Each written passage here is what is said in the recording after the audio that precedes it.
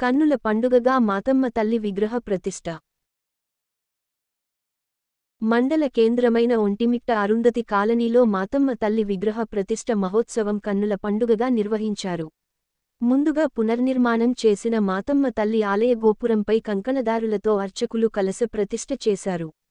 కలశ ప్రతిష్ఠ అనంతరం మాతమ్మ తల్లి రాతి విగ్రహాన్ని గర్భాలయంలో ఉన్న పీఠంపై అర్చకులు శాస్త్రోక్తంగా ప్రతిష్ఠించారు.